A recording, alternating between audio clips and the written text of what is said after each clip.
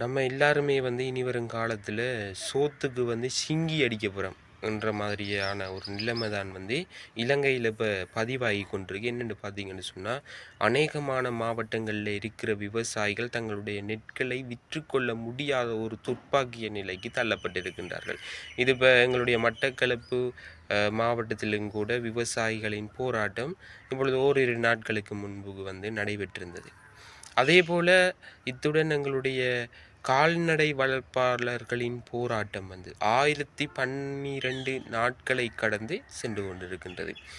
எல்லாமே ஒரு பக்கம் நடந்து கொண்டிருக்கக்குள்ள இன்றைக்கு நீங்களும் நானும் இந்த காணொலியை பார்த்து கொண்டிருக்கிறோம். உண்மையாகவே இன்றைக்கு நம்ம விவசாயிகள பிரச்சனை தானே, கால்நடை வளர்ப்பாளர்களின் பிரச்சனை தானே என்று சொல்லி நம்ம இன்றைய செய்தியை கேட்டுவிட்டு நாளைக்கு மறு செய்தியை பார்த்து நம்ம கடந்து சென்று கொண்டிருக்கிறோம். உண்மையாகவே வேதனையான ஒரு விடயம். இன்றைக்கு அவர்களுடைய பிரச்சனை மட்டுமில்லை, எங்களுடைய பிரச்சனை தான்.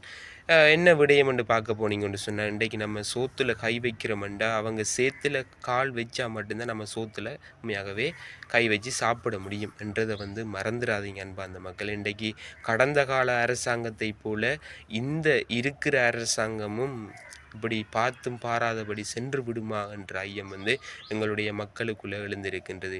எப்பயுமே ஒரு தீர்வு கிடைக்க முடியாத ஒரு நிலையாக கடந்து சென்று கொண்டிருக்கின்றது எங்களுடைய விவசாயிகள், அதேபோல் கால்நடை வளர்ப்பாளர்களின் இந்த போராட்டம்.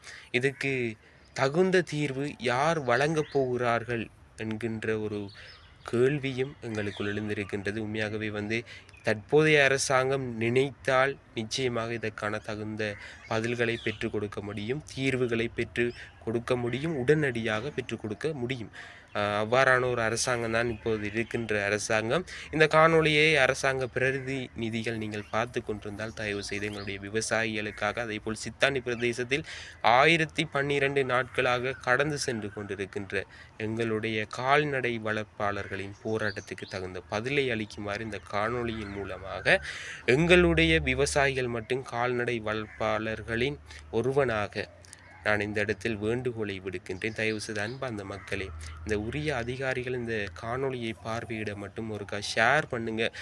நீங்கள் மக்கள் நினைத்தால் இந்த பிரச்சனைகள் அனைத்துக்குமே நிரந்தரமாக ஒரு தீர்வினை பெற்று கொடுக்க முடியும் என்றதை எங்களுடைய பலமாக எடுத்துக்கொண்டு இந்த காணொலியை ஷேர் பண்ணி விடுங்க. உரிய அதிகாரிகளை சென்றடைய மட்டும் தயவு செய்து அன்பார்ந்த மக்களே கவனத்தில் கொள்ளுங்கள். நன்றி.